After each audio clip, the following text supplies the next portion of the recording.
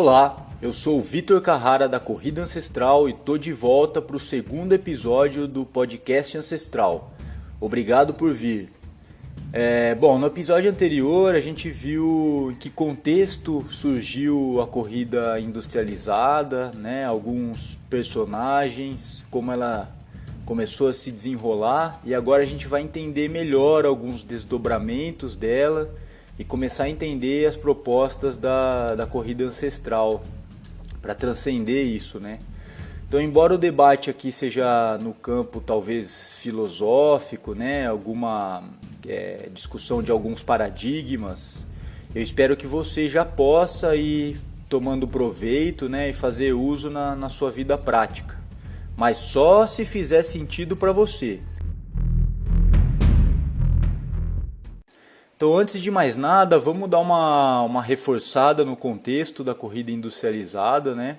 Apesar dela ter surgido por uma necessidade real, né, que o sedentarismo causou, a solução foi um paliativo. E como todo remédio ou droga, está associado a possíveis efeitos adversos, né, efeitos colaterais. Então, uma vez mantido as condições crônicas dos hábitos, né, insalubres, digamos assim, do sedentarismo, esse remédio se torna uma necessidade de uso contínuo, né, falando aí a respeito do exercício e a corrida, né. Então, a gente tem que lidar com seus efeitos cronicamente. Qualquer organismo vivo fora do seu contexto ecológico, num sentido mais amplo, né, ele vai precisar de um suporte tecnológico, né, para manter ele fora do seu contexto ecológico. Por exemplo, um pinguim no zoológico, ele vai precisar de uma estrutura para manter a temperatura, né, para trazer os alimentos. Uma orca em cativeiro, né, ela tem imensamente o território dela diminuto, então ela vai precisar, vai requerer algumas tecnologias, né, e ainda assim está sujeito a incompatibilidades, né, no caso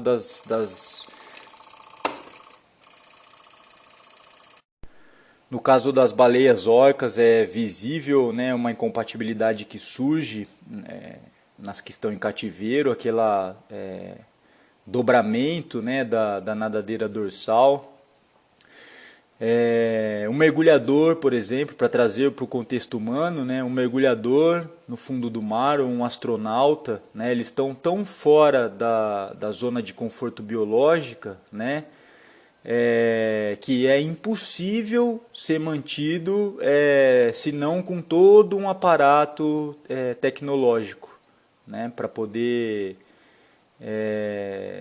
levar um pouco do ambiente de compatibilidade junto com ele, né, e ainda assim estão sujeitos, né, e é recorrente algumas incompatibilidades, né? O mergulhador, por exemplo, tá sujeito pela pressão, né? De repente a perda gradual de audição, né? O astronauta tem relatado várias incompatibilidades, inclusive perda de densidade mineral óssea, né? Mesmo tentando fazer exercício, mas a própria falta de gravidade, isso sem contar em alguns ajustes psicológicos também que pode desencadear, né? Então o sedentarismo levou aí essa pílula nova, né, do exercício, como a corrida como exercício paliativo, e isso exigiu novas necessidades, né, novos acessórios, novas pílulas. A primeira, o calçado especializado, né, o calçado ideal para a prática. Depois a biomecânica ideal, a roupinha apertada especializada, o programa de treino, o alongamento, a alimentação especial, pré, pós-treino, o relógio, a massagem, GPS, suplemento, meia de compressão, aplicativos, ufa, enfim, e aí vai, né? Então, incompatibilidades são os efeitos colaterais de se estar em um ambiente ou modo de vida incompatível com a nossa biologia evolutiva ancestral, né? Mas ao invés de corrigir tais incompatibilidades, a gente acaba tratando os efeitos colaterais dela, né? Por exemplo, todo esse quadro leva a uma doença recente no ponto de vista histórico, né, que é a diabetes tipo 2. Né, mas ao invés da pessoa cometida, né, rever todo os seus hábitos, né, de falta de movimentação, né, uma vida inativa, uma alimentação baseada em alimentos ultraprocessados. Não, né? A gente tem um remedinho que é a insulina e que você pode manter os seus hábitos e controlar isso tomando a sua insulina, né? O cálcio, por exemplo, né? Ou uma perda de densidade mineral óssea, né? Os próprios profissionais da saúde prescrevem um suplemento, né? Ao invés de procurar se expor mais ao sol, fazer atividades físicas com impacto, né? Então eu recomendo um vídeo engraçado aí do Portas dos Fundos, né? Se você curte esse humor, que se chama Colateral, né? Ilustra bem esse exemplo, né? Mas atenção para não cair na falácia do naturalista, né? O Pablo Santurbano da FBA vem defendendo bastante isso, né? Esse cuidado, essa atenção. E eu acho que é importante trazer isso à consciência, que queira ou não, a gente está submetido a uma realidade acima da nossa vontade ou da nossa capacidade individual, né? Afinal, a gente vive numa cultura globalizada, né, com aglomerações, então a gente está vendo o que a gente está passando agora, né? Então não adianta a gente querer falar, é natural usar máscara, os nossos ancestrais não usavam, né? Ou questionar a vacina, não, mas vacina é antinatural, né? Eu não vou dar vacina para o meu filho, né? Mas nesse contexto que a gente está de sociabilização, né? Esse contexto global, a qualidade do ar está acima do nosso controle individual, da água, né? Outro exemplo de doença de incompatibilidade é a cárie, né? Então não adianta você querer falar, mas os ancestrais não escovavam os dentes, não vou escovar também. Boa sorte então, né? Atualmente a grande parte da nossa alimentação vem de alimentos altamente processados, com amido e açúcares, né? O tema do aumento exponencial aí da população mundial também é um tema delicado, mas que requer tecnologia para lidar com isso, né? Nem os povos tradicionais podem mais exercer com plenitude, né, uma vida, digamos, natural ou naturalista, né? Pela diminuição do seu território de caça, pesca, por exemplo, né? Diminuição da qualidade desse entorno, né? Então está acima das expectativas ou da intervenção individual, né? Então acho que é mais interessante ou inteligente a gente entender a Matrix, né? Mas não ignorar ela, né? Saber que está ali, então é isso que a gente está tentando fazer aqui, né? Entender alguns parâmetros para saber aonde a gente pode ir, aonde dá para ir, né? É, e é assim, né? Porque isso é a pressão do que a gente chama de progresso, é o consumo indeterminado, que vem em função da constante criação de novas necessidades, né? E que sustenta essa cadeia. Me parece que a incompatibilidade em cima de compatibilidade é a fórmula, né, do crescimento ideal para o nosso modelo de desenvolvimento, que não é nada sustentável, né? Bom, já que eu citei o tênis como a primeira muleta tecnológica para sustentar esse paliativo, que é o exercício e a corrida, né? Vamos então com um pouquinho mais de história da corrida industrializada, né? Então, relembrando algumas coisas que a gente falou no episódio anterior, né? A Nike foi fundada em 64 Mas no início dela, na verdade, eles traziam um tênis do Japão, né, o Onitsuka Tiger, que agora é conhecido mundialmente como ASICS. E ele adaptava, né, esses modelos trazidos do Japão para Blue Rainbow Sports, que era o nome anterior, né, de se tornar Nike. E eram os mesmos fundadores aí da Nike, né? A gente falou bastante do Bill Bowerman e um pouquinho do Phil Knight, né? Então o Bowerman nesse período ele já fazia alguns experimentos com sola de borracha, né? Fazendo algumas adaptações para os tênis que ainda não tinha as características dos tênis modernos especializados de corrida, né? Então ele fazia esses experimentos com a máquina de waffle, né? Waffle, não sei como fala. E nesse período já, né? Mas o primeiro tênis de corrida de fato, né, assim, nos moldes estruturais que permanecem vigentes até hoje, e que foi a Nike que criou, foi o modelo que surgiu em 71, mas assim, foi divulgado, apresentado mundialmente em 72, né? Então a gente pode colocar aí como o nascimento do treino de corrida, do tênis de corrida no modelo vigente, né, em 72, que foi o Nike Cortez. Aquele que aparece no Forrest Gump, no Karate Kid também, até o DiCaprio usou no Lobo de Wall Street. Bom, a gente está falando da Nike, né? A marca mais aclamada nos cases de sucesso do marketing aí o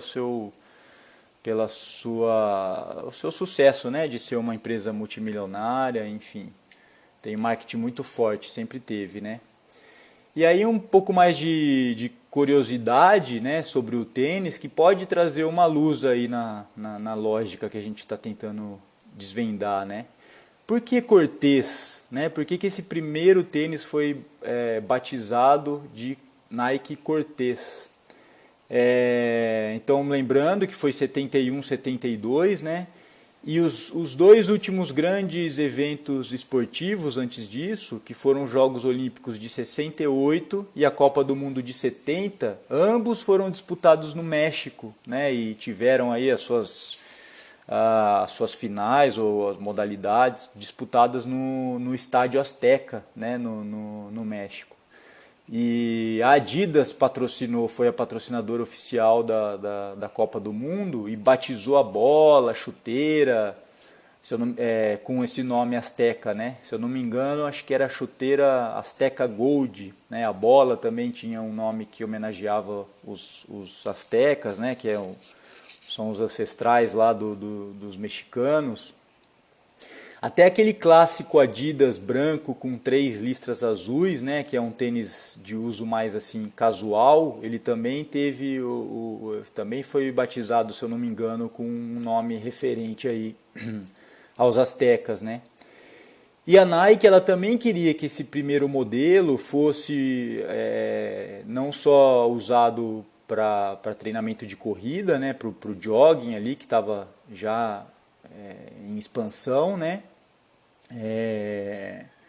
Mas ele também sabia que queria ser concorrente da Adidas, né, e ter um uso também diário, casual, né? Então ele lançou esse modelo já Cortez já nos pés dos atletas de elite, né? O Steve Prefontaine, que era lá do time da Universidade de Oregon, foi disputar, né, os Jogos Olímpicos de 72. E aí é onde foi lançado o tênis Cortez oficialmente, né? 72 nos Jogos de Munique, né? Aquele que teve um atentado terrorista que ficou conhecido como Massacre de Munique. Então ali a Nike expunha para o mundo e já dava o recado, né? Batizando o seu nome de Cortez.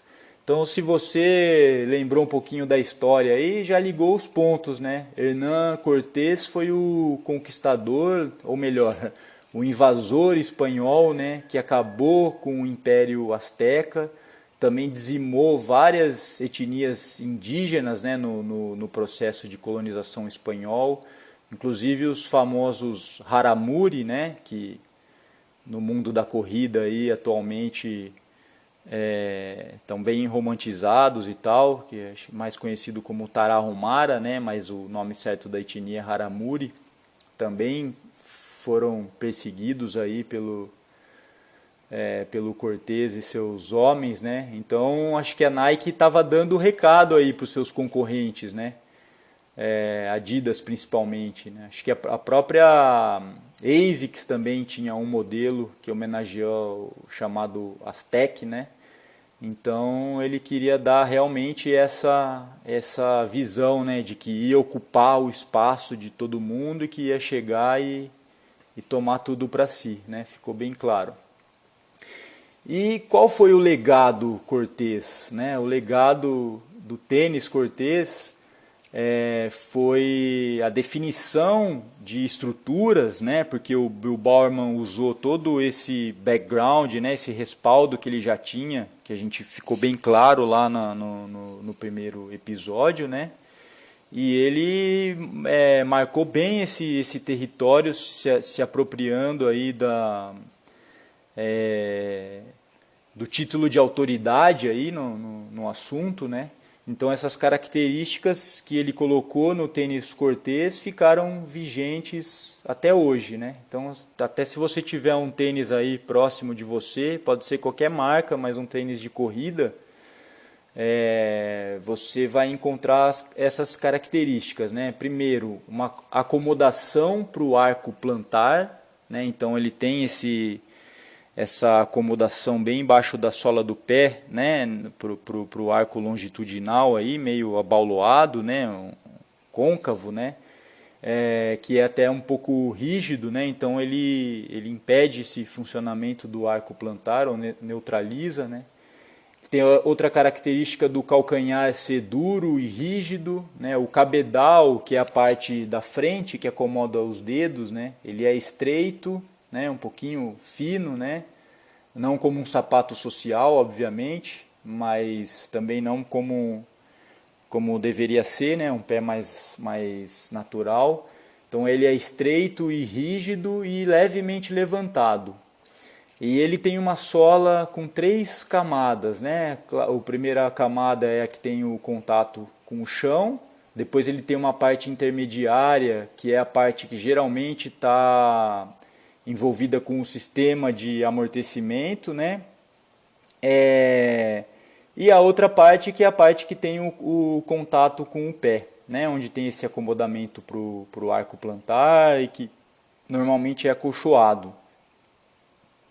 E outra característica importante é o famoso drop, né? Que nada mais é do que um salto, né? Que é uma diferença de espessura do calcanhar mais alto e vai diminuindo até lá a ponta dos pés, né? Então, dependendo do posicionamento que a pessoa enxerga, você poderia elencar isso de forma positiva ou negativa, né? Positiva, você pode falar que essas estruturas estabiliza, protege, né? Ou de uma forma negativa, você pode falar que neutraliza, né? Que impede o funcionamento, né? E assim que eu vejo e assim que as coisas estão tendendo a mudar um pouquinho, né? Então ele acaba neutralizando quase que completamente as estruturas e funções biológicas, né, dos pés. O exemplo mais claro aí é o arco plantar, né, com esse acomodamento. Ele também obriga os pés a trabalharem num sentido único, o sentido que o desenho do tênis leva, né? Um exemplo é que é quase inevitável o calcanhar não tocar primeiro no solo, porque por ter esse drop, né, esse salto. Teve até um experimento do Lieberman em 2010 que ele fez com corredores quenianos habitualmente descalços. A gente vai discutir esse artigo mais para frente. mas que ele demonstrou, né, que esses corredores descalços eles mantinham na fase aérea, né, a fase de salto da corrida, uma biomecânica idêntica, tanto faz se eles estivessem calçados ou descalços, né? Mas no momento de tocar o chão, a inclinação do pé deles, quando eles estavam descalços, né, apesar de discreto, era suficiente para o calcanhar não ser o primeiro a tocar o chão, né? Então a parte anterior do pé tocava primeiro o chão. Mas só o fato deles estarem calçados e manter exatamente a mesma postura, o calcanhar tocava primeiro por causa do drop do tênis, né? Então por isso que eu digo que ele acaba, não só por essa razão, né, mas ele tira completamente a sua autonomia, né, de uso dos próprios pés. Então ele submete também todas as formas de pés numa única forma, né, que já vem de fábrica. Ele desencadeia mudanças posturais, né, alterando o centro de massa desde lá do tornozelo, né, e ele vem criando uma cascata aí de ajustes, né, por quê? O drop vai mexer no centro de massa, né, no centro ali do tornozelo, e aí obviamente vai ter que fazer um ajuste no joelho para compensar isso, depois um ajuste no quadril, na cervical, e assim vai indo até chegar na cabeça, né, uma mudança de postura global pelo simples fato de estar e compensações, né, pelo simples fato de estar com o drop, né? E isso a gente usa desde sempre, né? Tem criança que ainda não caminha e já está com um calçado no pé com todas essas características, né? Alterando aí todo o seu posicionamento. Tem um estudo bacana, uma publicação, se eu não me engano, dos anos 70 para os 80, né, que fizeram com jogadores de basquete, que eles tinham muitas lesões de causa primária, né, causa diretas, né, que são as lesões que você sabe de onde veio, né, um choque ou uma torção, uma porrada, né, são características aí do basquete, né? Então eles tinham muitas lesões de entorse de tornozelo, né? Pelos saltos, e aí acaba caindo um no pé do outro e torcendo os pés, né? E aí começou a ter uma tendência para prevenir isso de uma imobilização da articulação dos pés, né? Então enrolar os pés com faixa, colocar tornozeleira, começaram a surgir os tênis cano alto, né, mais apertado. Eu peguei essa fase aí, eu joguei basquete de 89 a 95 e eu lembro que era todo um ritual, né, da molecada ou dos adultos até, de enrolar o pé, enfaixar e tal.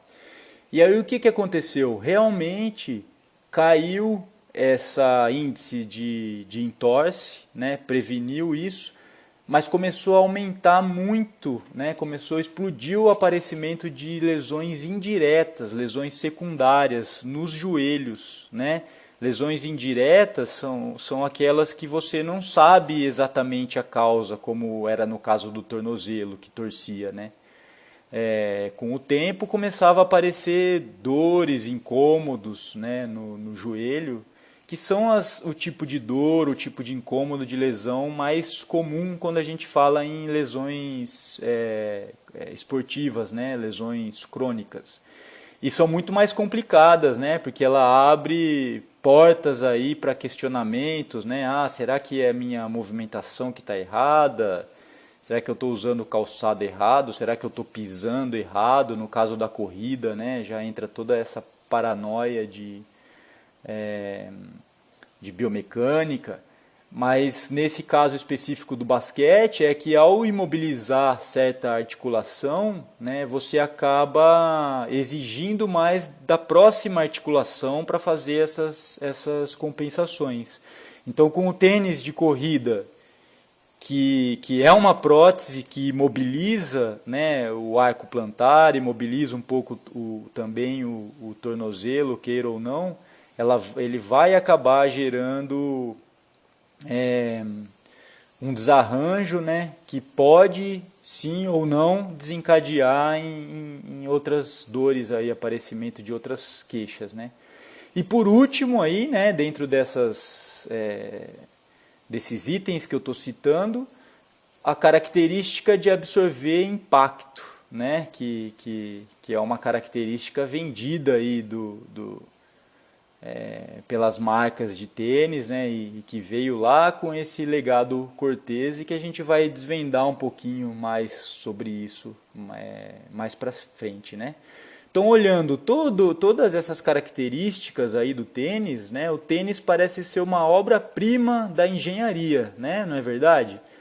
Mas será que a engenharia sozinha, ela realmente tem competência para cuidar disso, para desenvolver isso, né? Para desenvolver um calçado, um equipamento com esses intuitos de prevenir lesão, de repente incrementar performance? Para avançar nesse questionamento, a gente tem que, no mínimo, entender aí como funciona essa relação da engenharia com organismos biológicos, né? Essa interação com o corpo humano, no caso, né? Então, esse é um tópico que eu costumava chamar nos cursos de ancestrais de morfologia versus engenharia. Então, por que é importante definir a diferença ou as diferenças entre morfologia e engenharia e como elas podem se interrelacionar, né? Então, uma tem o foco em entender o funcionamento de estruturas já existentes no mundo natural, né? Então, ela vem do grego morphe, né, de morfo, forma, e logos, de estudo, né? Então, o estudo da forma. Por exemplo, o fêmur, né? Pegar uma peça de fêmur, esse é um papel da morfologia, né? E tentar entender por que ele tem essa torção, né? Por que tem essas protuberâncias, né? Que história essa peça pode contar, né? Devido à sua forma, né? Qual o papel que ela desempenhou no passado e pode desempenhar, e como a gente pode aí sim, né? Entrar a engenharia, né? Que a engenharia, eu estou colocando aqui só para ilustrar essas definições da Wikipédia, né? Da Wikipedia. Então, a outra, que é a engenharia, é a aplicação do conhecimento científico, econômico, social e prático com o intuito de inventar, desenhar, construir, manter e melhorar estruturas, máquinas, aparelhos, sistemas, materiais e processos. Então veja que a engenharia ela vem a posterior da morfologia, né? E lembrando que a morfologia ela está submetida ainda a uma outra grande área que é a evolução, né? A biologia evolutiva. Então a engenharia nesse caso, como sendo uma ferramenta para o desenvolvimento de equipamento para desenvolver o potencial humano, ela está submetida primeiro ao entendimento da morfologia. Então, veja, se o desenvolvimento tecnológico é sempre ou quase sempre uma tentativa de ampliação de capacidades biológicas, né, pré-existentes, então deve-se primeiro dominar tais capacidades, né, no âmbito do conhecimento e da prática, né, usando aí a morfologia como ferramenta da evolução, né, e só depois sim, aí sim aplicar a engenharia. Porque imagina atropelar esse processo, você nem conhece o funcionamento dos pés, vai para já ir direto ao assunto, e já vai propor, né, você nem esmiuçou esse conhecimento e já vai propor uma maneira de aumentar o rendimento, né, sem saber aonde isso pode chegar, o que pode desencadear, né? Mas essa observação não é minha, né, dessa importância de se estudar a evolução e a morfologia, nesse caso específico, antes de entender, de aplicar engenharia, né? Tem um pesquisador que eu acompanho, que é o David Carrier, que ele já destacava essa importância, né, de se diferenciar isso quando a gente vai estudar o metabolismo, a anatomia, principalmente a movimentação humana, né? Lá nos anos 80, tem uma publicação dele de 84, né? Vou tentar ilustrar um pouco isso, né, para a gente entender de forma mais prática. Eu tenho observado como guia aí de aventura, né, que eu desempenho essa função aqui na ilha, também com o meu passado de trabalhar aí com busca e salvamento, que eu não tenho essa estatística, mas através da minha observação, que está rolando um aumento de acidentes e de pessoas perdidas pela prática de atividades outdoor, né? Principalmente corrida de montanha. Também tenho compartilhado essa angústia com outros colegas e amigos que também são guias, né, na Mantiqueira, na Serra Fina, e realmente isso tem se demonstrado fiel, né? Aqui na ilha tem acontecido cada vez mais casos, né? Deu uma diminuída, claro, ultimamente com a pandemia, mas ainda assim se tem notícias, né, de desaparecimento, de acidentes, né? E eu atribuo isso ao que eu venho chamando de geração Decathlon, né? Porque eu acho que o acesso a materiais e tecnologias, porém sem conhecer, sem ter um domínio prévio, né, das habilidades humanas naturais de se locomover em ambiente selvagem, de se localizar, né? Então não adianta você ter um GPS de última geração, né, um super tênis, seja de corrida de montanha ou de trekking, bastões de caminhada, o melhor kit de primeiros socorros guardado na mochila, se você não tem noção nenhuma de navegação, né? Se você não tem noção nenhuma de desenvolvimento e avançar aí em ambiente selvagem, né? Então eu acredito que isso seja uma espécie de incompatibilidade, né? De atropelar essas fases por ter um acesso a um amplamente aberto a equipamentos e tecnologias, mas não saber nem usar o seu próprio equipamento biológico, né? Ou vai dizer que você não fazia conta melhor antigamente, quando a gente não tinha calculadora a qualquer momento na palma das mãos, né? Seja no celular ou no computador, né? Os nossos pais ou os nossos avós fazem conta muito melhor, né? Porque o próprio fato de delegar essas características para o equipamento limita a sua percepção e a sua capacidade de uso para a resolução desses próprios problemas, né? Então eu acredito que essa tendência em delegar para o equipamento uma função é altamente arriscado, e eu acho que pode sim, né, tem desencadeado em lesões, em acidentes e aí afora. Bom, e é justamente por isso que eu não gosto muito de uma frase que foi atribuída aí ao Leonardo da Vinci, né? Que aparece no livro lá, o famoso Nascido para Correr, né? O Born to Run, e que se propagou na moda aí da corrida minimalista, né? Então, só para chamar a atenção, eu sempre gosto de lembrar isso, né? Desde 2013 que eu alerto sobre os perigos da moda da corrida minimalista, né? Agora eu tenho argumentos mais elaborados que eu vou dividir com vocês ao longo desse episódio aqui, né, que é a falácia da corrida minimalista. Mas essa frase aí do Da Vinci, aparece como algo como o pé humano é uma obra-prima da engenharia. Então, acho que sim, de fato, o pé humano é uma obra-prima, né? Mas não da engenharia, é uma obra-prima da evolução através das pressões seletivas e da seleção natural que levou o pé a ter todas essas características evolutivas. E voltando para a história, né? Em 1979, a Nike lançava o Nike Tailwind, que foi na verdade o primeiro Nike Air.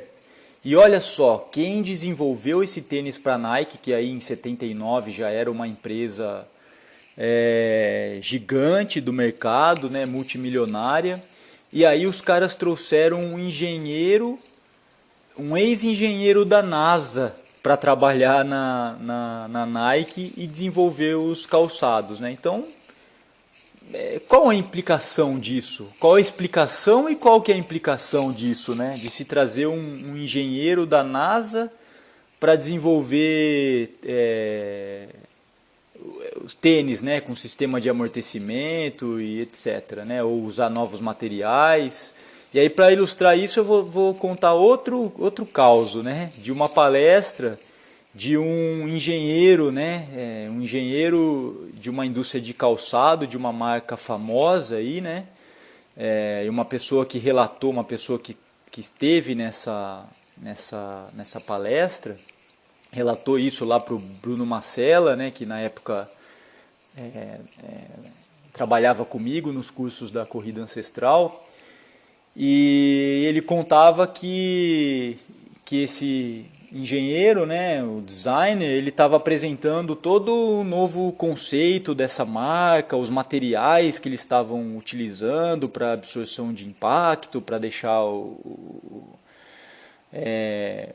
tênis mais leve, né, e fez toda uma apresentação.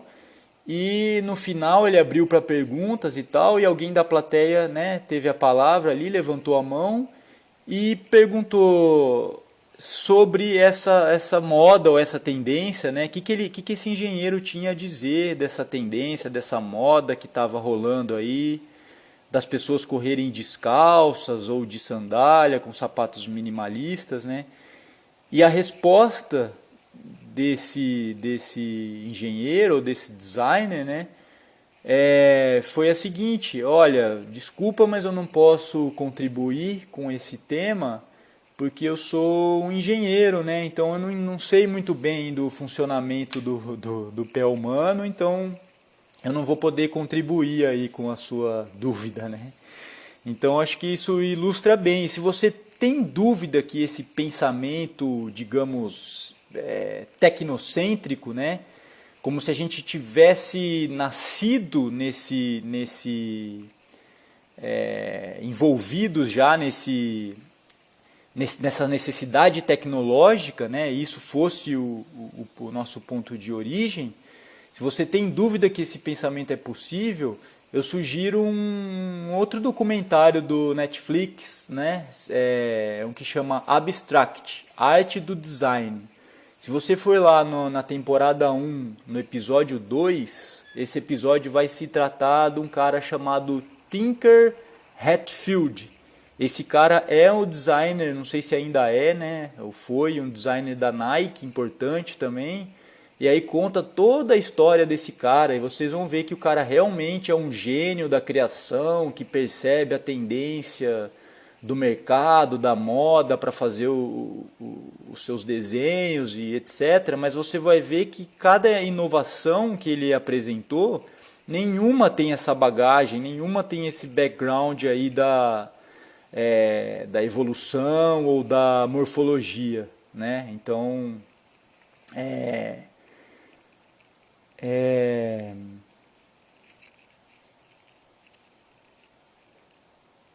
então isso fica bem claro de se perceber, né? Como que é a mentalidade da criação aí do design, né?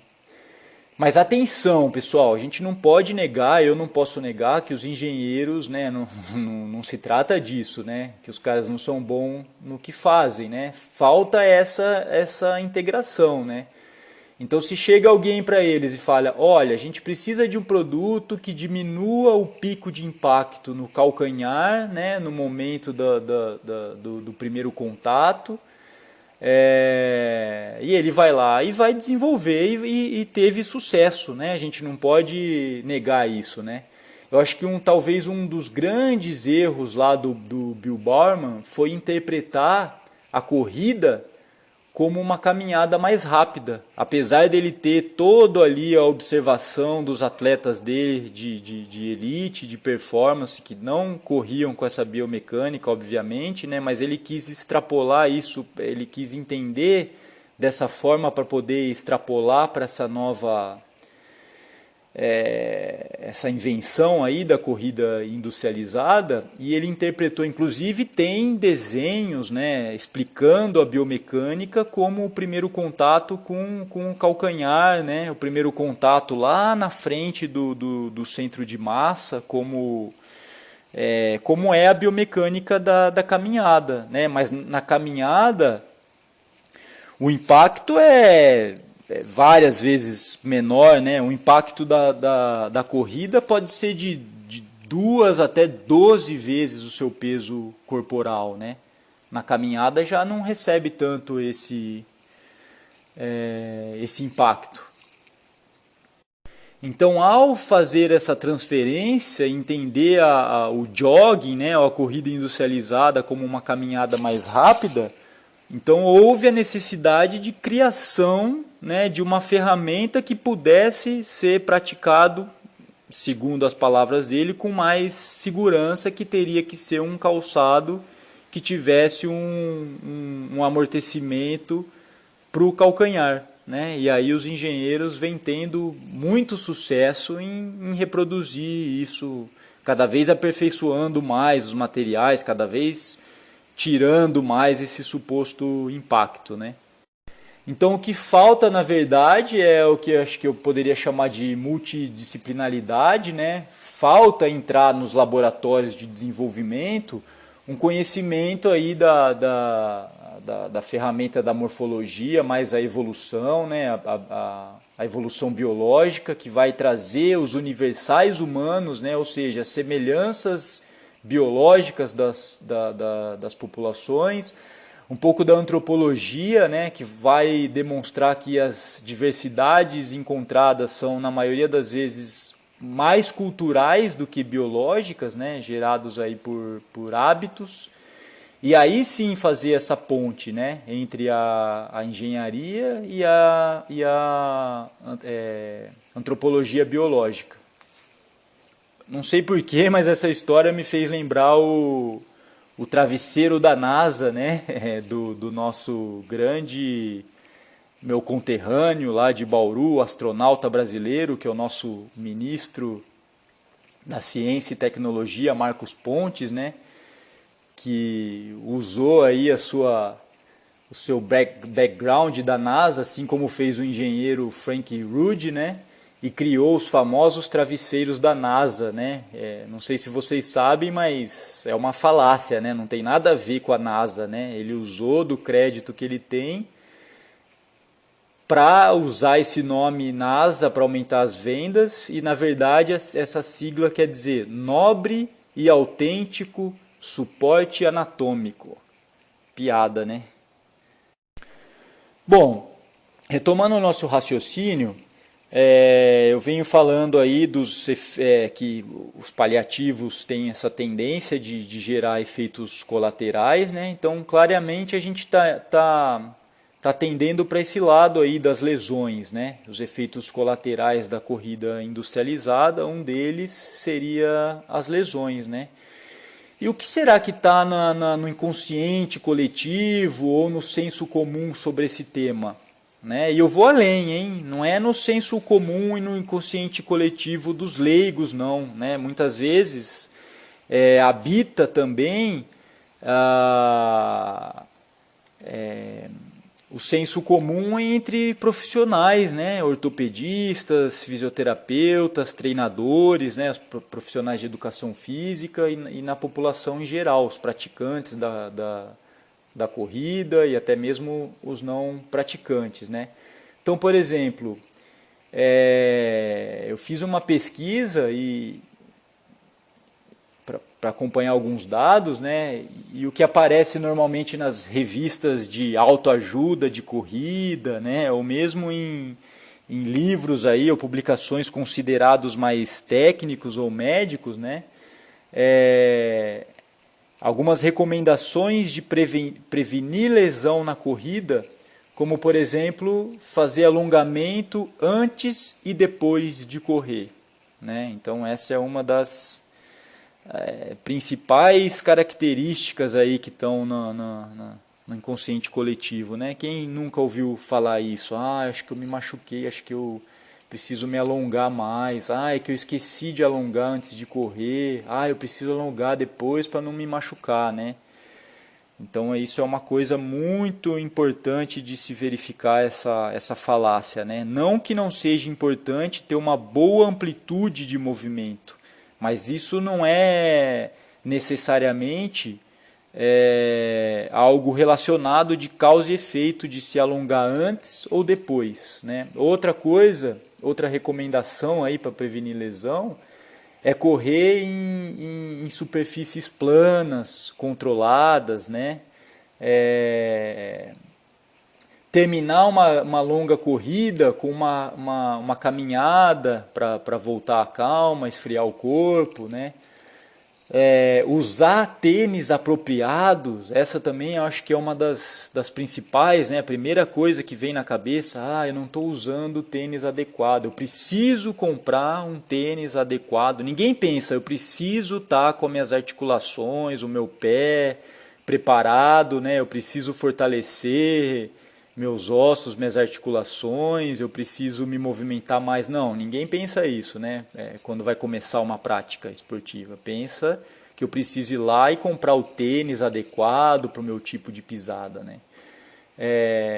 Tomar bastante água, né? É outra recomendação em relação a isso. E como tratamento, o famoso em inglês, né, a sigla RICE, que quer dizer rest, né, descanso, ice, então vamos lá em português, descanso, gelo, compressão e elevação. Então essas são as principais características aí que a gente encontra em como prevenir lesões nas corridas, ou na corrida, né, na corrida industrializada. Então, segundo ainda aí o ortopedista, o humano, né, o corpo humano, não foi feito para correr. E essa conclusão parece óbvia de ser tomada quando vista de uma forma linear, né, de causa e efeito, né? Porque o cara está lá no consultório e não para de aparecer cada vez mais corredoras ou corredores, todo ferrado, né? Sempre a galera se machucando demais, os praticantes de corrida, então é fácil assumir isso, né?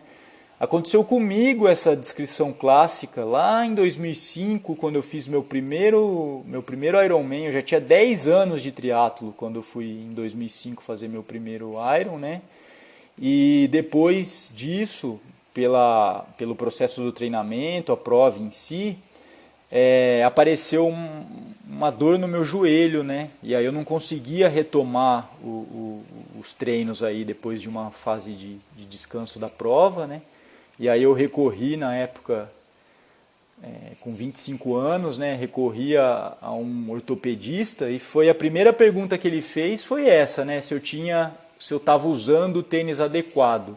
E na época eu me senti ofendido, né? Como que eu não ia estar usando o tênis adequado? Eu sou um triatleta há 10 anos, né? Estudo e, enfim, fiz um Ironman, cara. Como que eu não vou estar usando o tênis adequado, né? E a conclusão dele foi essa, né? Que a gente não está preparado para correr tanto e que realmente isso ia sempre acarretar em lesão. Então veja, e recomendava ainda mais a natação e o ciclismo do que a própria corrida. Quer dizer, se a gente não está adaptado para correr, que não precisa de equipamento nenhum e é uma adaptação bípede, né? Como é que a gente vai estar adaptado para pedalar e para nadar, né? Bom, para nadar ainda faz até mais sentido, né? Mas na verdade, nem ele, nem eu contestamos o contexto, entendem? Né? A gente realmente não faz isso. A gente sempre espera uma resposta de causa e efeito pontual e, de preferência, que já seja esperado, né, no contexto, né? Então a gente quer sempre uma intervenção ali, a gente quer sempre um exame X que depois vem acompanhado de um tratamento Y e alguma solução pontual ali, né? Eu fazer mais exercício tal, você precisa fazer mais, então cadeira extensora, né? Nunca a gente pensa no contexto, não só o contexto do treinamento, da corrida, mas o contexto de estilo de vida mesmo, né? Então hoje, alguns anos depois, né, eu sou obrigado a concordar com o ortopedista. Veja só, que realmente correr não é natural, né? Mas não é natural correr nesse contexto da corrida industrializada, que é uma corrida contínua, né, no plano, né, com terreno controlado. E mesmo que seja corrida de montanha, não foge disso, né? Porque os corredores de montanha não fazem o treinamento só em ambiente acidentado, né? Então todo esse contexto, né? O atleta o atleta ou praticante, ele é sedentário praticamente o dia todo, né? Exceto no momento do treinamento. E essa corrida contínua no plano, ela é realizada sempre próximo aí a máxima intensidade sustentável, né? O próximo aí do limiar anaeróbio, se a gente for pensar em termos de fisiologia, né? Por 5 quilômetros, por 10, por 21, até chegar né? Aí claro, vai diminuindo a intensidade. E é isso que é importante, a gente está sempre pensando quando se trata de corrida industrializada, de esporte, a gente pensa em duas variáveis apenas, né? Que é o volume e a intensidade, que uma está sempre em detrimento da outra, né? E a gente esquece de um contexto de forma geral e a gente acaba se especializando em correr apenas, né? E esquece de outras características, né? Vocês se lembram da primeira pergunta que eu fiz lá no episódio 1, né? Se os ouvintes se lembravam de como começou a correr, quando foi, né? E aí eu tive o feedback depois de vários ouvintes, né? Que as pessoas pensaram imediatamente nisso, em quando eu fiz essa pergunta, quando começou a correr, pensou em quando começou a praticar o hábito esportivo de correr. E não que já corria na infância para brincar de pega-pega, para correr atrás de pipa, seja lá o que for, né?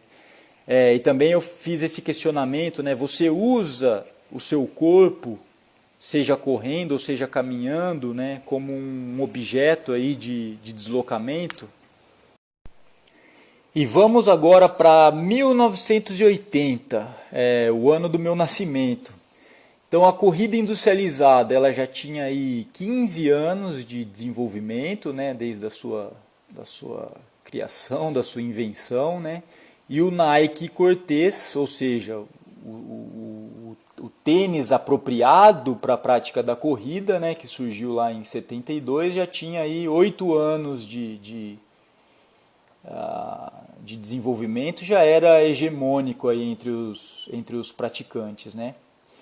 E as lesões entre os praticantes de corrida começava a explodir aí de forma exponencial, né? Começava a ficar notório uma característica importante da corrida industrializada, que era a suscetibilidade aí, a exposição a aparecer novas lesões nos praticantes, né?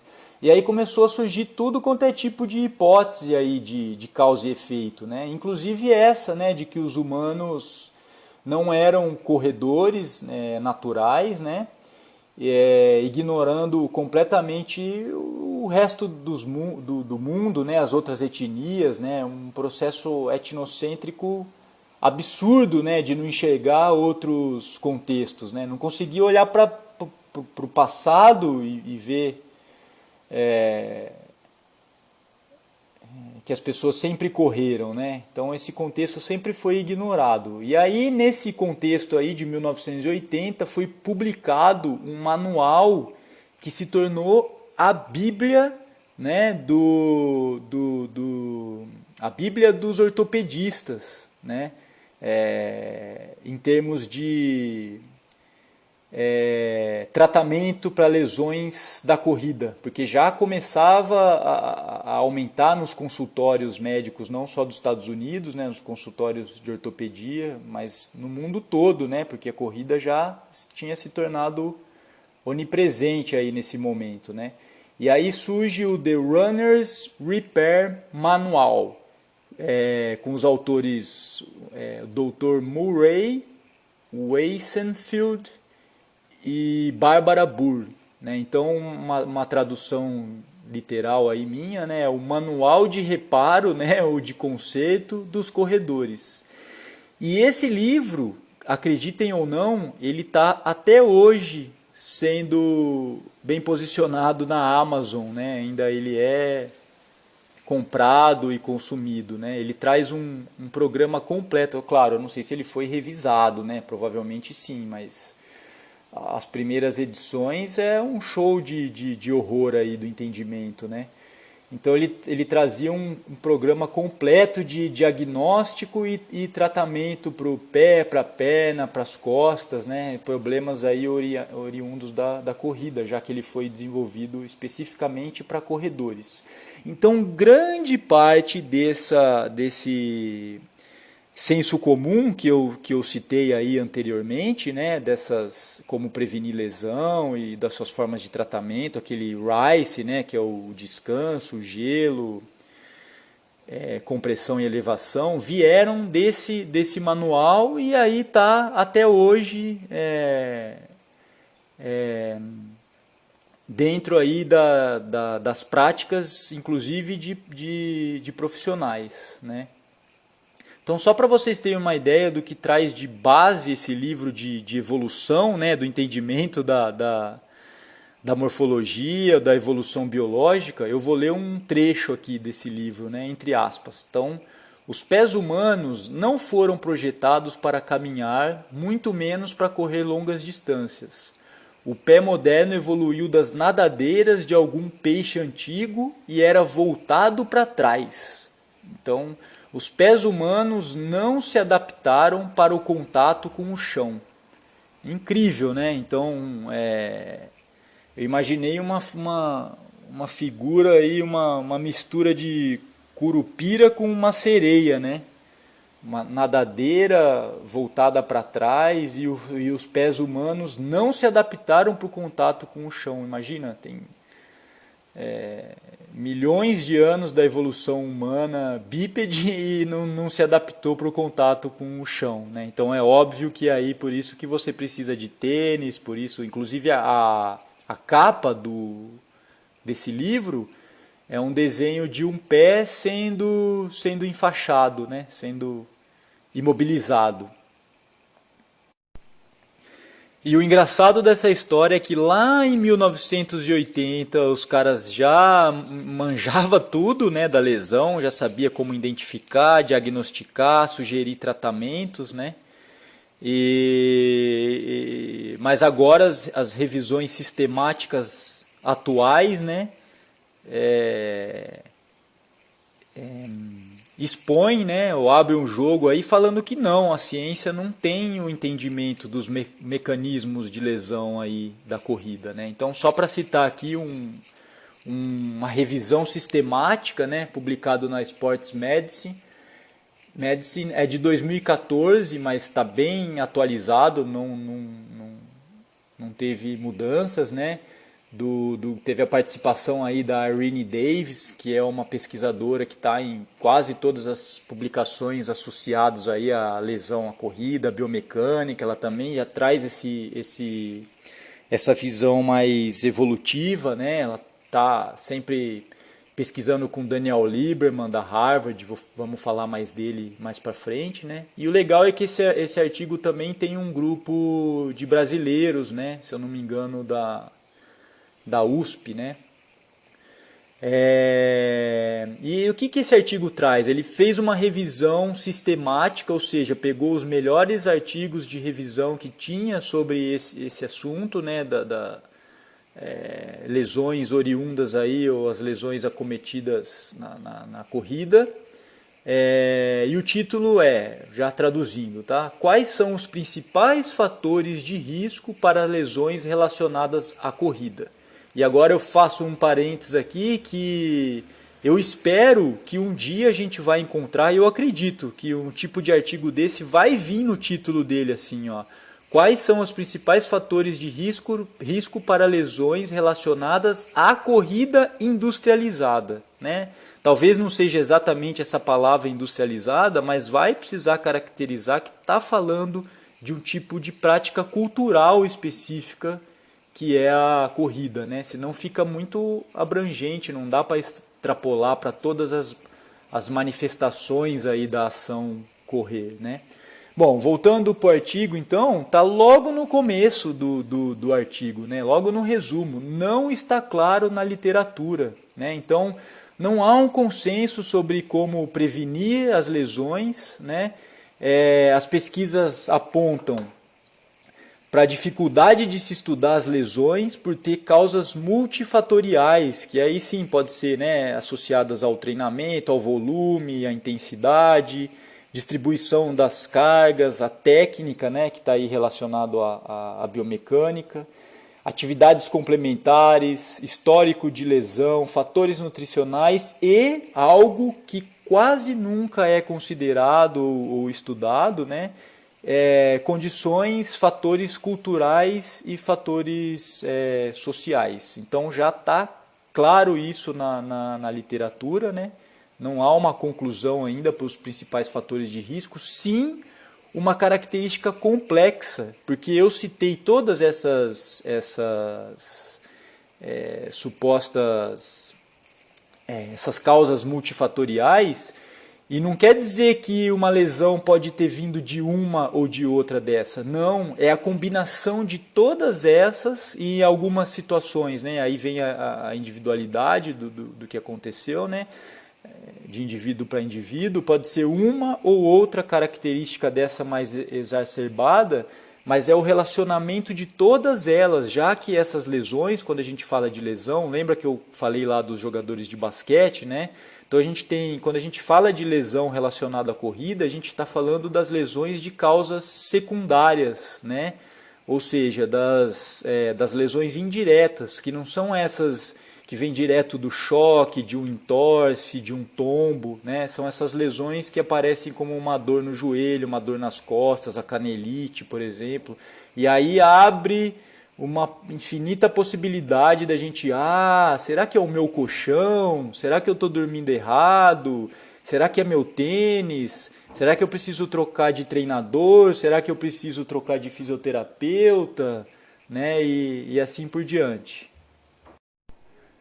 E apesar da literatura não responder aí de forma direta, né, quais seriam os principais fatores de risco para lesão associada à corrida, na minha opinião, isso por si só já revela que a própria prática da corrida industrializada é um fator de risco para as lesões, né?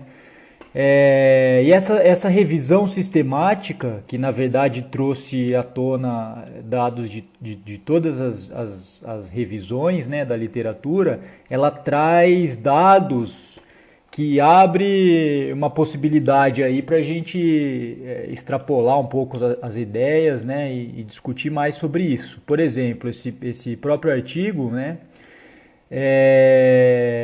ele traz dados de que, coisa que a gente já vem acompanhando e já sabe, né, que o número de corredores, de praticantes, né, da corrida vem aumentando e as lesões vêm aumentando de forma mais substancial ainda, né? Então, se X pessoas se engajam na corrida por ano, 2x aumenta de índice de lesões, né? Então, eu vou compartilhar com vocês alguns números que esse artigo traz, né? Dentre todos os artigos que foram utilizados. Então, eles trazem aqui que entre os participantes de corrida, entre 18 a 92% dos praticantes se machucam pelo menos uma vez ao ano, né? Tem outro dado que eu acho interessante, que é em relação ao número de horas de prática. Então, as pessoas aí, os artigos relatam de 7 a 59 lesões a cada 1.000 horas de prática, né? Então, para ter uma noção isso ao longo do tempo, depende de quanto você pratica por semana, né? Para poder diluir essas 1.000 horas aí, mas revela esses números, né? Que a pessoa pode aproximadamente se machucar entre 7 a 60 vezes a cada 1.000 horas de prática. Então, que quadro mostra isso, né? Qual que é o estado atual da arte, né, da prática de corrida industrializada? Então, repetindo, né? Mais corredores, só que a lesão, o aumento de lesão muito maior do que o percentual de número de praticantes, né? E cada vez pior o desempenho, né? Se a gente for ver os dados de tempo de conclusão de provas, por exemplo, né? Mas aí você pode questionar, não, mas está errado isso, a todo ano tem novos recordes e tal. Mas aí você está falando do menos de 1% dos praticantes que são os atletas de elite que vivem disso, que já passaram por uma peneira, enfim. Não me interessa esse tipo de público, né? A gente está tentando aqui justamente esclarecer o que acontece entre uma população de praticantes que é a esmagadora maioria aí que se engaja, né? Então, se a gente olhar só para a combinação de maior adesão de corredores e menos desempenho, deixando de lado aí as lesões, né?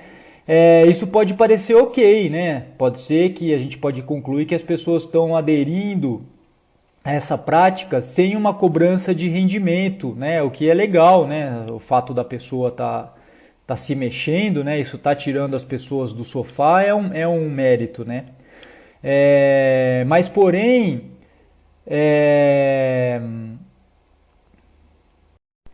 quando a gente acrescenta, então, né, nessa combinação uma terceira variável, que é esse aumento de lesão, então a gente pode perceber que as pessoas, na verdade, elas não estão preparadas, né, para esse contexto da prática da corrida como ela vem sendo praticada no contexto da corrida industrializada, né? Então as pessoas estão fracas, tão frágeis, né?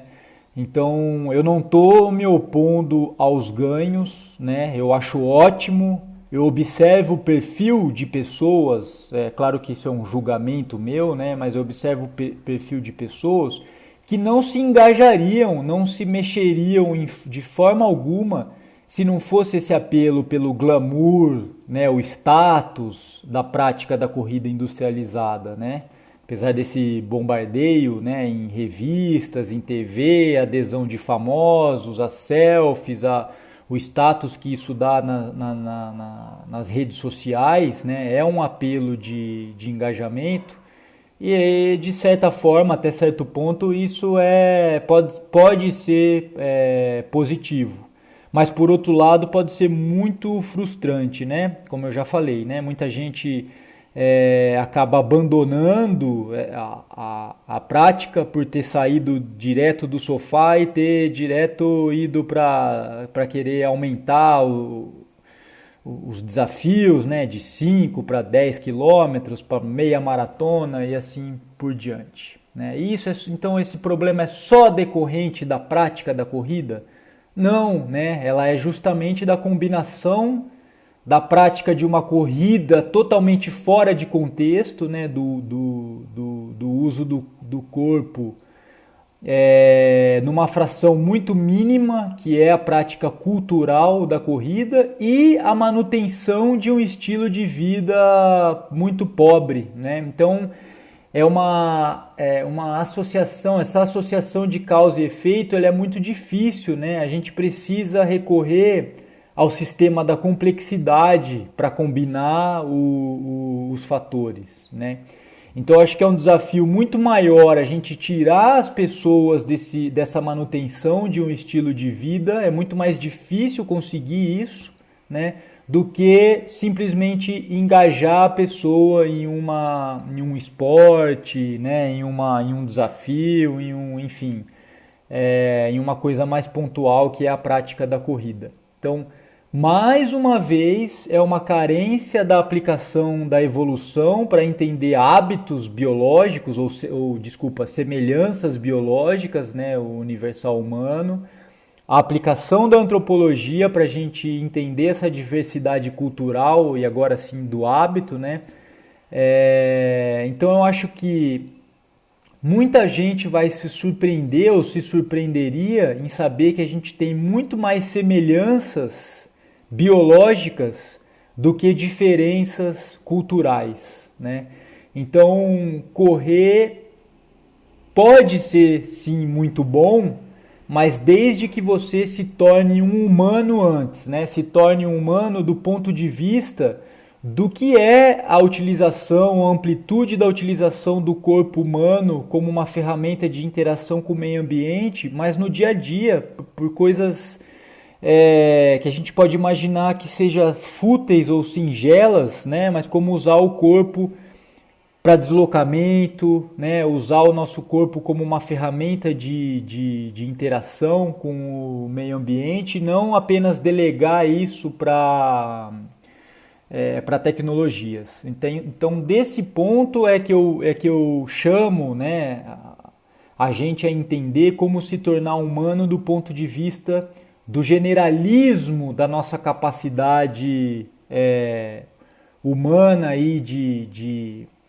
movimentação e não apenas de exercício. Né? Então, parece que está rolando uma tendência da própria ciência nessa visão, mas não se engane, né? Ela está longe de ser algo hegemônico. Pode parecer, por exemplo, se você está aqui, né, ouvindo esse meu podcast, provavelmente você frequenta esse tipo de debate, né? Você frequenta esse tipo de leitura ou de mensagem. Então talvez seja só o seu algoritmo levando você a achar que essa é uma tendência, né? Mas esse pensamento geral na área da saúde ou na área do movimento passa muito longe de ser algo hegemônico. Né? Então, eu acho que a área da saúde, a área do movimento, ela é muito mais tecnicista de reproduzir o status quo aí que tem rolado, né? Que é isso, né? O exercício como um paliativo, do que realmente resgatar esse tipo de pensamento que eu estou propondo aqui. Né? Então acho que toda moeda tem as duas faces, né? Mas quando a gente está lidando com um sistema fazendo essa conexão entre sistema biológico e um sistema cultural, a coisa fica muito mais complexa do que só duas faces, né? E também fica muito fácil de tirar uma coisa de contexto, de um determinado contexto e jogar em outro. Então, acho que a gente vem numa ascendente de publicações, né, de mudança do paradigma científico, trabalho de formiguinha ainda, mas nessa linha específica, nesse viés da corrida, eu considero importante uma obra de 84, né, uma publicação do Dave Carrier, mas eu vou deixar para falar dessa publicação em outro momento, né, que é o paradoxo do sistema energético do Homo sapiens. E esse viés da evolução e corrida só começou a tomar uma robustez mesmo em 2004, com um artigo que repercutiu e repercute muito até hoje, né, do Dennis Bramble e do Daniel Lieberman, que foi um artigo que foi capa de uma edição da Nature daquele ano, com o título, né, não o título do artigo, mas o título da revista, né, da capa da revista, Born to Run, ou seja, Nascidos para Correr. Então eles traziam nesse artigo várias características morfológicas, fisiológicas, energéticas do Homo sapiens, né, ou seja, do humano, características especiais que só teriam sido desenvolvido aí na evolução para transformar a gente em corredores de longa distância, né? Então, inclusive o título do artigo original era Endurance Running and the Evolution of Homo, né? A corrida de endurance e a evolução do Homo sapiens. Então ele trouxe essas observações consistentes, né? Combinado também nesse artigo com hábitos culturais, né, de algumas tribos, e falavam aí da caça de persistência. Então foi a primeira vez que o grande público, às vezes talvez parte até da comunidade científica, ouviria aí a falar da caça de persistência, tá? Que colocou aí na academia científica, esse artigo e outros que vieram confirmando depois, de forma definitiva, né, o Homo sapiens como um animal corredor de longa distância aí na natureza. Então é importante ressaltar que esse artigo não foi um artigo propositivo, né? Ou seja, ele não trazia nenhuma proposta de mudança de abordagem clínica ou de treinamento, nada disso, né? Ele só foi um artigo mesmo de morfologia, né? Um artigo de biologia antropológica. Mas aí em 2009, então veja bem, isso foi em 2004. Em 2009, aí sim veio o livro, talvez você já tenha pensado nisso quando eu falei o nome, né, da capa da Nature.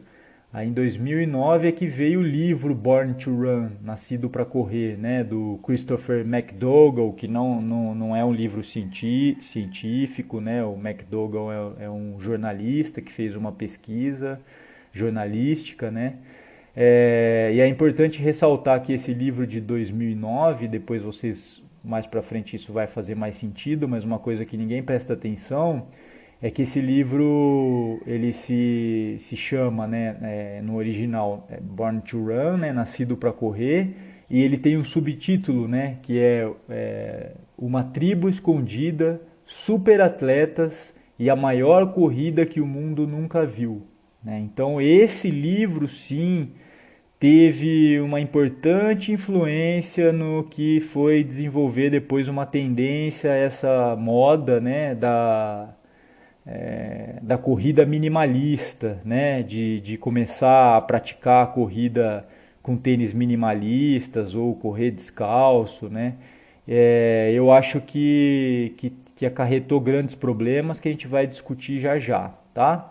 Mas continuando essa linha do tempo aí, desse viés, né, de evolução e corrida, apesar desse artigo importante do Bramble e do Lieberman sair lá em 2004, foi uma publicação de 2010 que também foi capa da Nature, de novo, o Lieberman, né, com um artigo aí capa da Nature, em 2010, e aí sim arrebentou de repercussão, tanto que se você procurar nas bases de dados, né, de publicações científicas, Depois desse artigo, explodiu a pesquisa em relação ao interesse, né, científico, as publicações sobre a corrida descalça, a corrida minimalista, mas vamos lá, né? O título desse artigo aí traduzido era mais ou menos algo como padrões de pisada e as forças de colisão em corredores habitualmente descalços versus corredores calçados. Né? Então foi um prato cheio mais uma vez aí para nossa expectativa causa e efeito, né? Porque quando ele lançou o artigo lá publicou, né, com o Bramble lá em 2004, que ele falava do modo de vida generalista do Homo sapiens, da corrida de persistência, nada aconteceu, né? Porque era um sistema complexo de entender fatores antropológicos e culturais, né? Mas em 2010 ele também não lançou nenhum tipo de proposição, né, de intervenção. Mas ele demonstrou algo que parecia ser, né, uma coisa mais direta aí de causa e efeito. Né? Então uma resposta mais próxima do nosso contexto, né, ou do que a gente espera já como intervenção. Então esse artigo ele levou aí a uma corrida maior, né, um interesse maior por corrida minimalista, corrida descalça, né, em inglês o termo barefoot running explodiu aí nas bases de interesse, de busca, né. Mas esse artigo é um recorte comparando, né, o pico de impacto de pisada de um momento exclusivo, controlado, no plano, para demonstrar uma reação pontual da biomecânica, né, e posteriormente fazer todas essas comparações aí entre o que correu descalço, o que correu calçado, o que pisou com antepé, o que pisou com retropé, antepé calçado, antepé descalço, retropé calçado, retropé descalço, né? Então esse artigo, inclusive, ele despertou também o interesse da indústria, né? Você acha que os caras são bobos, né? Ou seja, os caras nunca estudaram biomecânica, nunca se interessaram por nada e de repente estavam lançando o Nike Free, né? Que é uma versão da Nike de tênis minimalista, né? O Five Fingers, que é aquele sapato tênis de dedinhos, né? Que até tomou um baita processo porque já transferiu direto, mais uma vez, né? Transferiu pro calçado e não pro praticante ou pro corredor a responsabilidade de prevenir lesão. A própria Luna Sandals, né? A sandália Luna, que é bem descrita lá no livro do Christopher McDougall também, do Barefoot Ted lá, que sugou lá as informações dos Haramuri para lançar depois a sandália dele, né? Então, assim, só para dar uma continuidade e encerrar esse tema, porque é um tema que já me cansou demais, me desculpem, né? Mas esse lance de pisada, de antepé, retropé, é, postura, frequência, né? Enfim. Mas o que esse artigo fez foi colocar supostamente pessoas habitualmente descalças, né? É difícil entender o que quer dizer com isso, né? São pessoas que já tinham feito são pessoas americanos, né, ou seja, estadunidense, que tinha conquistado, desenvolvido esse hábito de correr minimalista já previamente, né?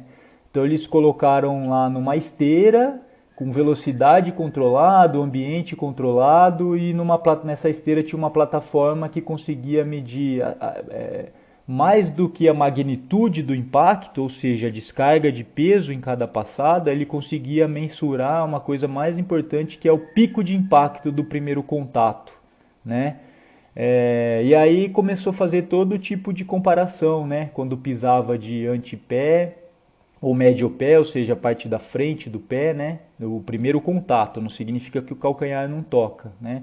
Comparado com o primeiro contato de calcanhar, aí esse pico de impacto esse pico de impacto era menor, né? Se a pisada fosse feita de antepé ou médio pé, mesmo que tivesse calçado ou se tivesse descalço. E também comparou a pisada com o retropé, ou seja, com o calcanhar, o primeiro contato, descalço ou de tênis. E aí, é claro, com o tênis leva vantagem, né? O que já justifica o que a indústria vinha fazendo, né? Porque eles só comparavam esse tipo de pisada porque foi o que o Bauerman propôs e o que se disseminou. E como eu já levantei essa bola para vocês, é que 90% dos corredores industrializados fazem, né? Até 90%, cerca de 80, 90% dos corredores industrializados fazem o primeiro contato de calcanhar, de retropé. Então, mas isso trouxe um bocado de confusão e de descontextualização, né? Na minha opinião agora, né? Na opinião do Vitor e que eu transfiro para a corrida ancestral, né? Porque parece, segundo artigos aí, haver uma tendência dessas lesões migrarem para os pés não no período de transição somente, né? Quando você quer fazer uma transição de calçado para descalço. Mas ao longo do tempo mesmo, essas lesões começam a migrar para os pés e tornozelos, por exemplo, com maior incidência, né? Então ela tem realmente uma potencial redução de lesões no joelho, quadril, que são campeões aí de lesões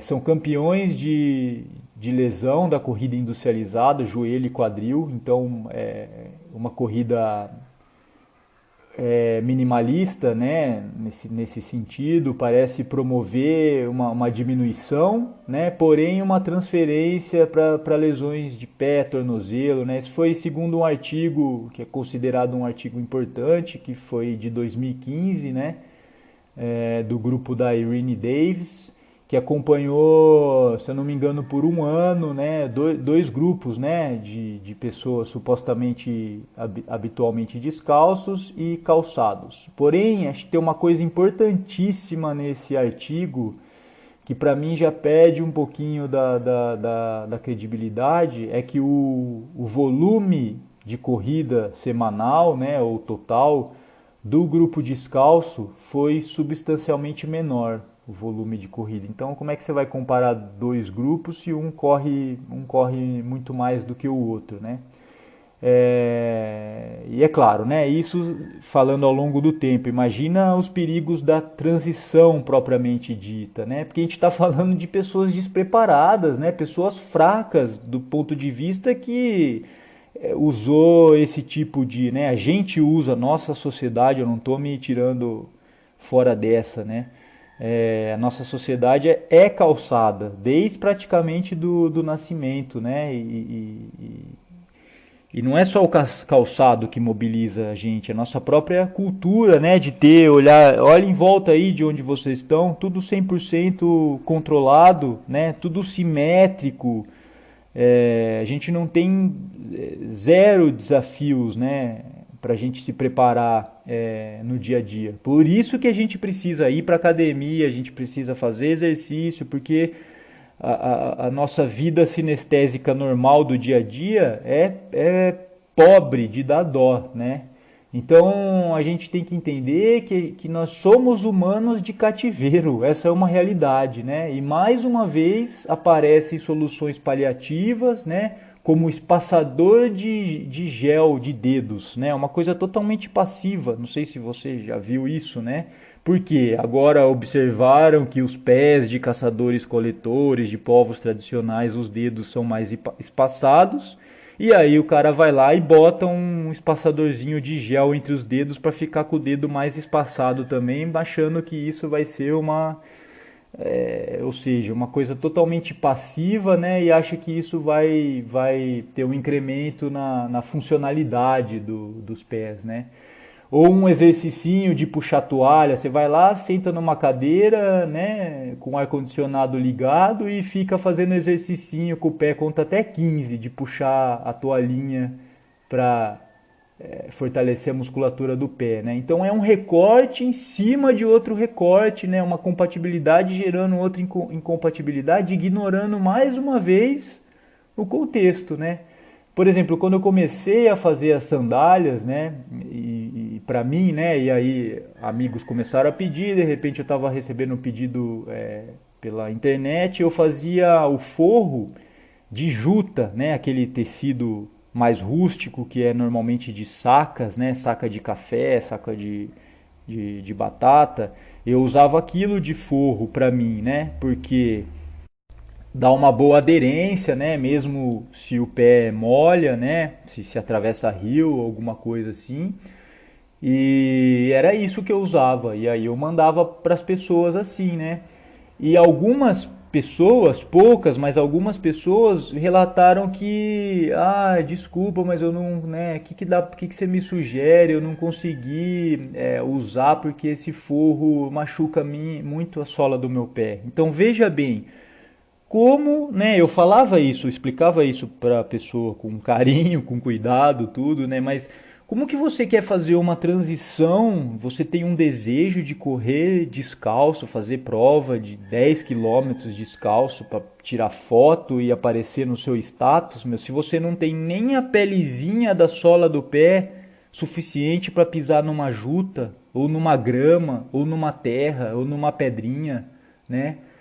É, lembra lá do morfologia versus engenharia, né, que a gente discutiu bastante já nesse episódio?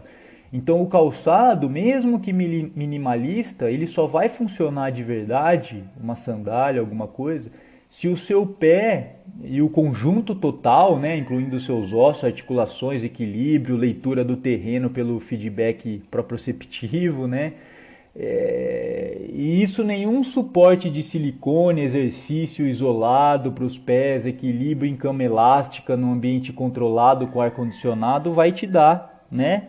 Isso que vai te dar é o ambiente natural. Então a sandália, né, no meu processo, por exemplo, a sandália, quando eu coloco, a sandália é uma ferramenta, pessoal. A mesma coisa que eu ter uma chave de fenda guardada, um canivete suíço que tem, né, que é mais generalista, tem mais funções. A sandália, o calçado, ou mesmo um tênis fechado, né, no caso aí de outras pessoas, é uma ferramenta que você vai usar no momento que ela é requisitada, porque ela é necessário, né? E assim como várias outras ferramentas que a gente pode lançar mão aí do seu uso. Mas a verdade, e eu tive que aceitar essa verdade, né? Não só observando as publicações, as evidências, né? Mas também fazendo as minhas próprias análises críticas, né? O meu dia a dia, as pessoas que eu tenho contato, que estão nessa empreitada também, é que não tem nada conclusivo sobre essa suposta briga aí, né? Já que a gente está vivendo um momento tão tenebroso de polaridade nas ideias, né? No mundo, né? Então essa acaba sendo mais uma polaridade, né? O descalço versus o calçado, né? Não tem nada conclusivo nisso em relação a corrida, tá? A aplicação disso na corrida industrializada. Veja que é uma coisa muito específica e que parece que está falando de uma coisa que serve para todo mundo, para todo lugar, para toda situação, né? É claro que o descalço é a hipótese nula, né? É claro, tem estudos há décadas demonstrando, né, as incompatibilidades que o calçado traz para o nosso pé em termos de funcionalidade, tá? Só que essa discussão ganhou força de 2010 para cá na sua aplicação na corrida industrializada, né? Então é muito fora de um contexto, tirado de um contexto e contextualizado em uma coisa muito específica, né? Então não tem esse consenso, né? Você vai encontrar, dependendo do seu viés, você vai se abastecer de evidências para um lado ou para o outro, né? E na minha opinião, nunca vai ter desfecho essa discussão se ela não for para o campo do contexto, né? Então, é, como comparar lesões, desempenho ou qualquer parâmetro, né, nessa dicotomia aí, nessa polarização, se não sou eu que estou falando, são as evidências, né?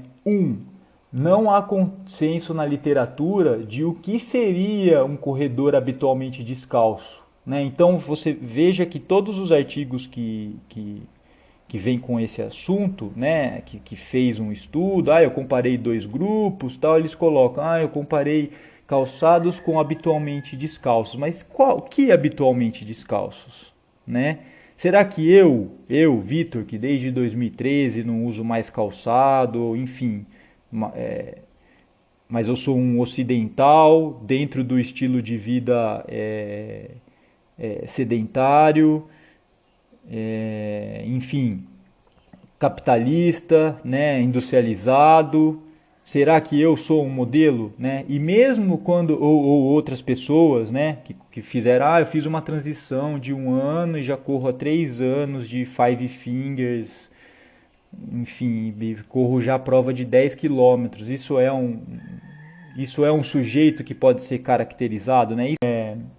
E o 2, né? Quando se compara uma população habitualmente descalça de fato, né? Quando você sai do urbanizado e tal e vai lá para um clã, né? Uma tribo de povos tradicionais, seja os Haramuri. Então presta atenção, pessoal, eu não vou mais falar Tarahumara, tá? É Haramuri. Então toda vez que eu falar Haramuri, vocês já pensam lá no Tarahumara que apareceu romantizado lá no livro do Born to Run, né? Então, quando se compara a população habitualmente descalça de fato, tipo os Haramuri ou quenianos, né? Existe toda uma bagagem do contexto e do modo de vida, né? O histórico desses dois lados que é deixado de fora, né? Então, quando a gente olha para esses dados de que 90% dos corredores industrializados pisam de retropé, ou seja, de calcanhar, e do outro lado, 70% dos Haramuri pisam de antepé, né? E isso foi verificado, esses números, no plano, em ambiente controlado, né? Velocidade controlada, sem tarefa nenhuma para estar sendo realizado. Isso diz o que para gente? O que isso mostra para gente, né? Será que o desempenho ou a prevalência ou não de lesões é produto de pisar ou não primeiro com o calcanhar, né? Ou será que pode ser algo relacionado com o generalismo de um lado, né, uma prática mais abundante e variada de atividade, né, versus a especialização de um sedentário que só corre, né? Ou seja, de um lado o sedentarismo, do outro lado altos níveis de movimentação, né? Ou será que isso também não pode ser produto de conviver em um ambiente extremamente controlado, com todas as movimentações feitas de forma repetitiva no trabalho, isso se repete no esporte, versus, de um outro lado, uma vida ao ar livre em ambiente selvagem? Então toda essa discussão está deixada de fora. Mais uma vez o sistema de complexidade, né? A gente está cada vez achando que só existe dois lados de cada coisa, né? Tudo só tem dois lados, tudo é uma moeda. Para onde a gente olha, só se vê moeda. De um lado cara, do outro lado coroa, né? Então, se não for para mudar o contexto, eu não sei até que ponto vale a pena, né? Você pode, sim, obviamente, ter ganhos com isso, né? E se você conseguir contornar os riscos, principalmente do período da transição, ainda assim esses ganhos vão ser limitados. É claro que aí tem ganhos que a gente não é capaz de mensurar, como a satisfação, né, de você é uma conquista, é algo. Então a gente podia extrapolar isso, discutir a partir desses méritos aí, né? Mas se a gente for olhar a literatura, né, o que me parece é que as lesões mais migram, né, de uma incidência maior de determinado tipo de lesão para outros, né? Isso eu estou falando para quem muda realmente, só faz uma transição e continua inserido no mesmo perfil de corrida. Então, na minha opinião, e na opinião, né, já que a corrida ancestral é a minha opinião, né, baseado em tudo isso que eu estou compartilhando com vocês, isso gerou uma confusão enorme, né? Então, olhar para o primeiro contato numa corrida contínua, no plano, sem envolvimento de uma tarefa, e comparar se o primeiro contato com o calcanhar ou não, e dividir isso em dois grupos, né? De um lado, eles, né? Os índios, o natural, né? O antipé, o minimalista, e do outro lado, nós, calçados de retropé, né? Enfim, e extrapolar isso e atribuir causalidade para lesão e performance é um erro gravíssimo, na minha opinião, é ingênuo, inclusive, né? Então, com esse raciocínio, eu penso que a chamada corrida minimalista é uma cilada, né? Porque ela se baseia prioritariamente em um recorte sem contexto, né? E o pior, com essa justificativa da redução do pico de impacto, né? E o pior vem agora, que sequestra partes de um pano de fundo, de uma discussão da evolução biológica, sem de fato discutir e entender ela, né? Imagina a Nike Free, quando de repente olha essa tendência, vai lá e faz um tênis que chama Nike Free, né? Ou Five Fingers, ou uma sandália que seja, né? Só para manter a venda, para pegar esse nicho, se aproveitar desse nicho, né? E aí pega, sequestra parte dessas teorias, né, da evolução para justificar e para se apropriar e aí se empodera do todo, né? Então, a falácia da corrida minimalista é que ela continua sendo corrida industrializada. É só mais uma vertente. Sem dúvida ela pode ter uma experiência, proporcionar uma experiência mais rica, você pode ser muito mais feliz com essa transição, né, da corrida calçada para a chamada corrida minimalista. Mas o que eu quero deixar claro é que não é isso que eu estou propondo. Eu não estou falando que você não pode fazer, eu estou falando que a corrida ancestral não é isso, né? E isso poderia se estender para outras falácias também, que também são ciladas, né? Sei lá, a falácia da dieta paleo, a falácia até da dieta vegana. Bicho, entrei num terreno quente aí, né? Quem sabe um outro dia a gente pode discutir isso e eu trazer também a minha opinião, né? Eu não me oponho a nada, pessoal, né? Eu estou aberto a ouvir, entender tudo, né? Mas eu acho que o importante é colocar todas as cartas na mesa, que aí o jogo muda, né? Então, jogar com as cartas baixadas, né? Então, usar espaçador de dedo de silicone, fazer exercício de puxar a toalha ou realmente adotar um hábito, né, dentro do possível, né, de usar mais seus pés, fazer uma horta em casa, trabalhar nessa horta meia horinha por dia, 20 minutos por dia descalço, caminhar em terreno irregular com uma sandália menos elaborada, né, ou um chinelo ou descalço, né? Claro que isso dentro do possível, que eu disse, porque eu não sei aonde cada um mora ou como é possível isso, né? Então o corredor minimalista continua sendo um atleta sedentário. O corredor minimalista continua dando voltas, né, na pista, no quarteirão, no circuito, para marcar tempo e distância, né? Continua dependendo de suplemento, GPS, meia de compressão.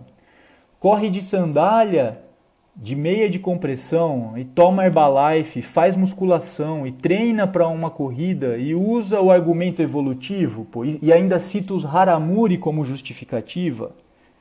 Você foi enganado, amigo, é muita ingenuidade, né? Então, continua praticando a lógica da corrida industrializada, mas agora com five fingers, um Nike Free no pé, uma sandália, né, ou mesmo descalço. Então, eu não estou falando que você está errado, que você não pode fazer isso, eu estou falando que você tem que saber o que você está fazendo, né, e que ao usar a justificativa da evolução e que você se inspira nos Haramuri para fazer isso, você está equivocado, você está enganado, né?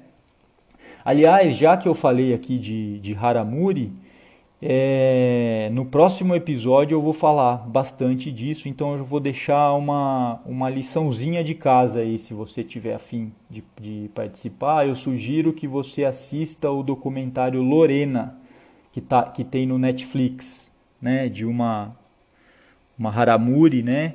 Muito bonito o documentário e a gente vai discutir bastante desse contexto do modo de vida dos Haramuri para quebrar esse paradigma aí que a gente tem deles, né? Como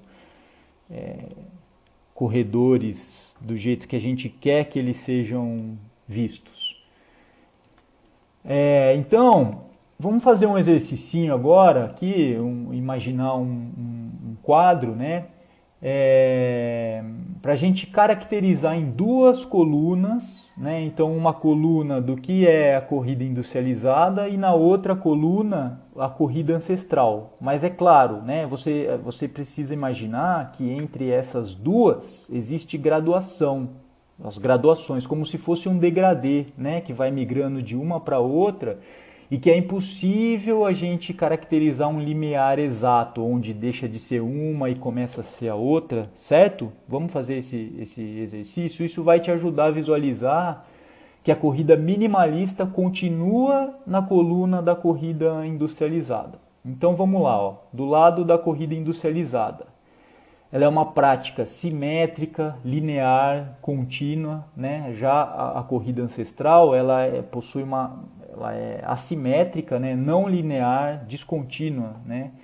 A industrializada, ela é a própria finalidade, ou seja, correr é a tarefa em si, ela é a especialidade, né? É um processo que ele não interage com outras habilidades e passa longe de interagir com os saberes, né? Já a corrida ancestral, o lado da corrida ancestral, ela é o meio, ela é uma ferramenta para realizar a tarefa, ela não é a finalidade em si, a prática do movimento, seja correr ou se movimentar, movimentação natural, né? Ela é generalista, portanto ela interage com outras habilidades e interage com outros saberes, né? Eu não dei o exemplo lá, você vai colocar o silicone no pé e puxar a toalhinha, ou você vai fazer uma horta em casa enquanto você trabalha descalço, agachado, se movimenta no chão, né? A corrida industrializada, ela é isolada dos pilares da nossa zona de conforto biológica, né? Que é o movimento, né? O alimento, o social, o nosso ciclo circadiano que está diretamente envolvido com o ambiente. Portanto, ela é um potencial de incompatibilidades, né? A corrida ancestral, por outro lado, ela está totalmente compatível com os pilares, né? De compatibilidade, né? Os pilares da nossa zona de conforto biológica. Muitas vezes, em uma única ação, você está contemplando todas, né? A movimentação, a alimentação, o social, o ciclo circadiano, o ambiente. Eu dei um exemplo, pessoal, tão singelo que foi o da horta, e observa só como ele contempla tudo isso, né? Você tem o contexto social, porque é uma coisa que você pode fazer aí junto com a sua família, ou mesmo se todo mundo não participar, vai ter os benefícios, né? Você está fazendo o movimento, tem a ver com o alimento, obviamente, e com o ciclo circadiano do ambiente. Você está exposto lá fora, né? Você vai ter que entender quando aguar, se precisa aguar, o tempo de chuva, que planta plantar quanto, né? Uma coisa tão simples, né? Então, obviamente, a corrida industrializada, ela é composta por tudo industrializado, né? E a conta que a corrida ancestral ela é artesanal. Mas o que diferencia, né, industrializado de artesanal? Na minha opinião, é o conhecimento do processo, né? Quando você pega uma coisa pronta da indústria, você nem imagina o processo que passou aquilo. Um produto artesanal, ela tem toda uma história do processo, né? Desde a captação dos recursos, dos materiais que vai ser utilizado e o processo todo. Então a corrida ancestral ela é artesanal, né? Porque a industrializada ela é uma receita que você segue, né? E a ancestral é uma experiência que você vivencia, né? Então, independente da distância, na corrida industrializada, independente da distância que você percorrer, o deslocamento vai ser zero. Você pode dar 1000 voltas na pista de atletismo, você não deslocou nada, né? Já na corrida ancestral, você se desloca de fato, você se transporta, né? Ela tem uma função, né, para alguma coisa. A corrida industrializada ela tem 60, 70 anos de história, de vida. A corrida ancestral ela está presente desde a origem, né? A corrida industrializada ela precisa de consumo. A corrida ancestral ela te deixa independente do consumo, né? A industrializada foca no resultado, né, e pode ser aprimorado pela tecnologia. Na corrida ancestral, ela foca na resolução de uma tarefa prática, né? E o resultado ele é espontâneo, ele vem de forma secundária pela aquisição de habilidades durante o processo, né? E a corrida industrializada ela está altamente ligada com lesões de causa secundária, né? Essas lesões que a gente não sabe de onde vem, e é claro, a primária também, né? Não está isento de torcer o pé, enfim, de bater, de cair. Já a corrida ancestral ela está mais fortemente ligado com lesões primárias, né? Você está mais sujeito a fazer um cortezinho aqui, a bater o dedão, você está num ambiente que não é controlado, né? Enfim. E a corrida industrializada, o treinamento é para correr, né? Você manipula duas variáveis, né? O volume e a intensidade. Já na corrida ancestral, você usa o corpo como uma ferramenta de tarefa, por isso ela não é corrida em si, né? Ela manipula o seu corpo é manipulado por desafios do ambiente para a realização de tarefas. Então veja que em nenhum momento eu considerei nas tabelas aí calçado de um lado e calçado do outro, né? E nem retropé e antepé na pisada aí nos critérios de classificação, né? Então você pode muito bem realizar essas tarefas da corrida ancestral parcialmente, em alguns momentos ou não, calçado ou não, né? Imagina num ambiente que não é controlado, se você vai controlar se você pisa de calcanhar ou de antepé, o pé é um leme para gente num ambiente selvagem, né? O calcanhar pode ser um freio. Então a gente vai falar mais disso no próximo episódio, tá? Então eu espero que a cada episódio fique cada vez mais claro, né, diante dessa complexidade, que qualquer tentativa de método vai ser falho, né? Então por isso que eu aposto mais nessa aventura de entender melhor essas interações, né, e transformar isso em atitude. Então é conhecimento da complexidade transformado em atitude na tomada de decisão na sua realidade, né, no seu dia a dia, a partir da sua realidade. Porque o nosso corpo ele é o objeto primário de interação com o ambiente, né? Já dizia Marcel Mauss em 1930.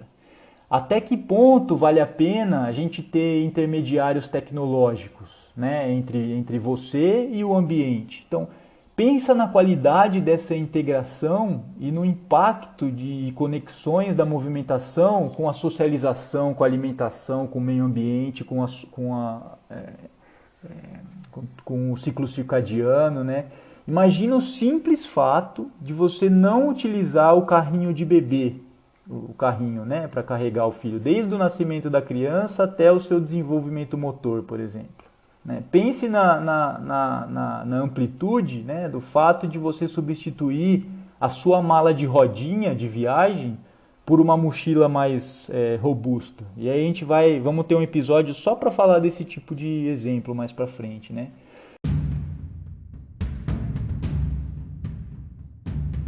Então, bom, já falei, né? Vou deixar essa tarefa para vocês assistirem Lorena no Netflix, vai ser útil para o próximo episódio. E se você ficou curioso para saber mais desse contexto, não perca então o próximo episódio. Muito obrigado, né? Se você ficou até aqui, ficou super longo esse episódio, né? Mas a gente se encontra por aqui então. Movimente-se mais, treine menos.